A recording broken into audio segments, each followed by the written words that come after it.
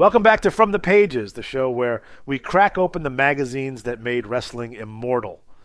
Make sure to like, subscribe, and leave a comment below. Tell us which 80s star made you a believer, because this month's issue of Wrestling's Main Event, June 1985, captures professional wrestling in its loudest, wildest, and most unpredictable moment. This was the year when the World Wrestling Federation exploded onto pop culture, when cable television turned regional legends into national icons, and when every page, photo, and ad was a love letter to the madness that defined the Golden Age.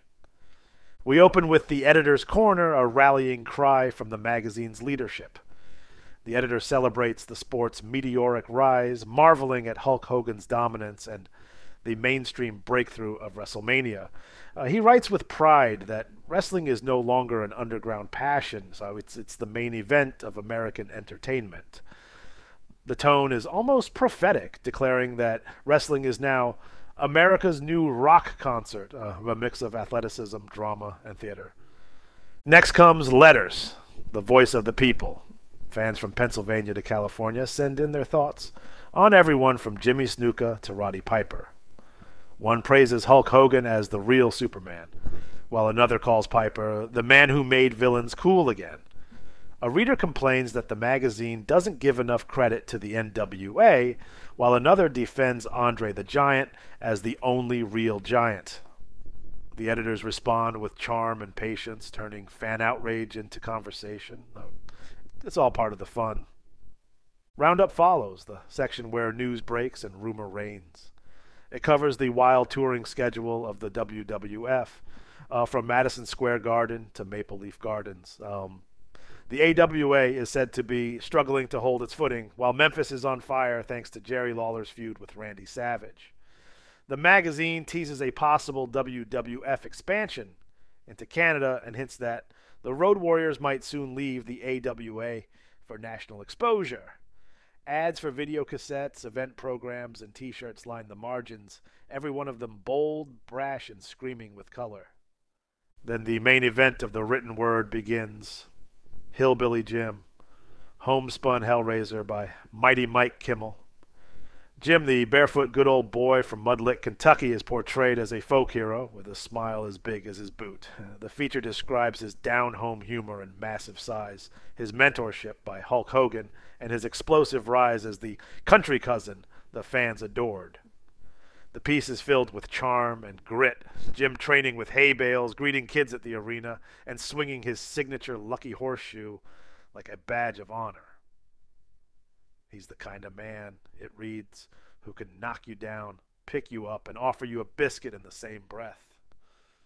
We move from Southern charm to savage power with Kamala's Ugandan stomp. By Todd Abramson, Kamala is introduced as the most terrifying sight in wrestling, painted face, bare feet, and no mercy.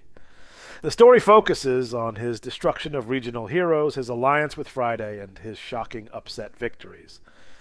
The accompanying exclusive color portrait shows Kamala in full paint, eyes rolled back, hands raised to the heavens as the caption warns, "Fear the Ugandan giant." The prose calls him a walking nightmare, a force of nature from the dark corners of the earth, echoing the 80s love for the mysterious and monstrous. Then comes one of the magazine's most visually explosive sections, Champions Shine at Star Wars 85 by George Napolitano. Presented like an arena program, the piece chronicles the supercar that lit up Texas Stadium. The Von Erichs, the Freebirds, Gino Hernandez, and Chris Adams all share the spotlight. Napolitano's photography is electric. Kerry Von Erich posing with the NWA title, the Road Warriors glaring into the camera, the crowd at full roar under the Texas sun. The article captures the scale.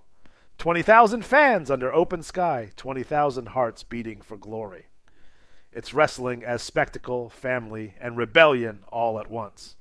And between the features, the exclusive color portraits keep popping up like glossy trading cards. Road Warrior Animal stands shoulder to shoulder with Jerry Lawler. Slaughter poses in camouflage with his Cobra Corps. Percy Pringle smirks beside Rick Rude, and Roddy Piper stares straight into the lens. Pure defiance frozen in ink.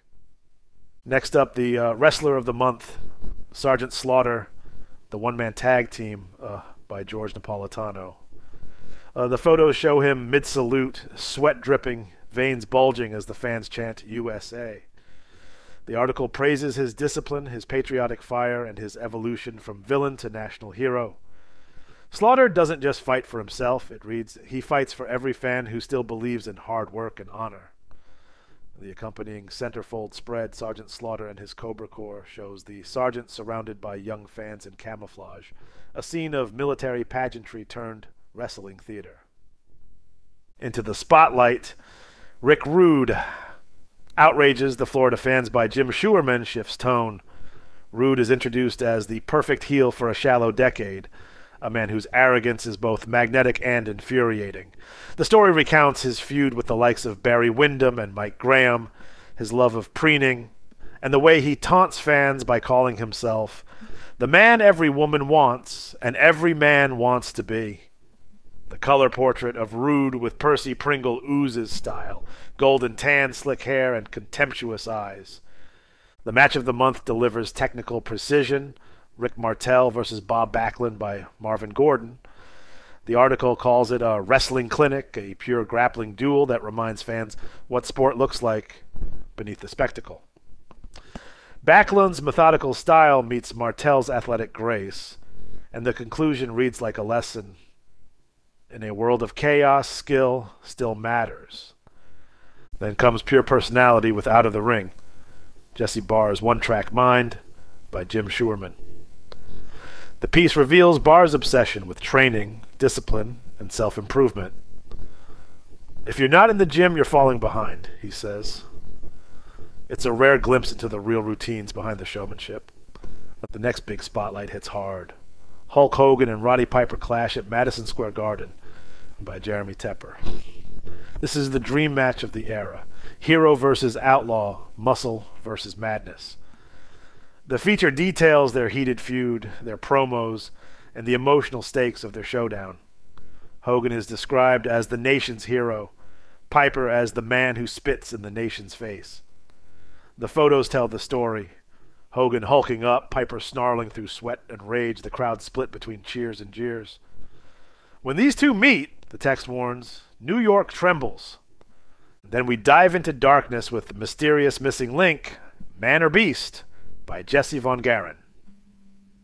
A portrait of psychological chaos, the article paints Link as a primal creature, half man, half myth. He growls, he drools, and he dominates, Von Garen writes. You can't reason with a nightmare. The imagery is chilling. Wild hair, green paint, and that unhinged stare that terrified children and thrilled adults. The insanity continues with Kiwi Sheepherders Go Crazy in the Caribbean by George Napolitano. Long before they became the Bushwhackers, the Sheepherders were bloodthirsty brawlers. The story recounts their violent feud in Puerto Rico, chairs flying, blood spilling, fans screaming. The photos are chaos on films, torn shirts, broken tables, and wild eyes. The feature ends with a warning. If you see them coming, run. Between the main features, the pages burst with vintage ads. Mail-order posters of Hulk Hogan, Ric Flair, and Dusty Rhodes. VHS tapes promising bloodiest matches ever filmed, wrestling boot catalogs, and even a half-page spread for muscle builder supplements endorsed by fictional champions. The center section sells wrestling's main event collector cards, 10 cards per pack, 50 cents plus postage. The dream of every fan with a shoebox under their bed. Finally, we close with ratings, the scoreboard of the sport. Hogan reigns supreme in the WWF. Ric Flair rules the NWA, and Nick Bockwinkel holds his ground in the AWA.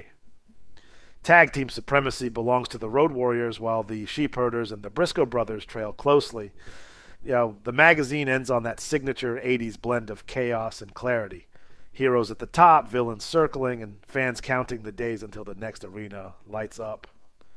And that's the story of wrestling's main event, June 1985.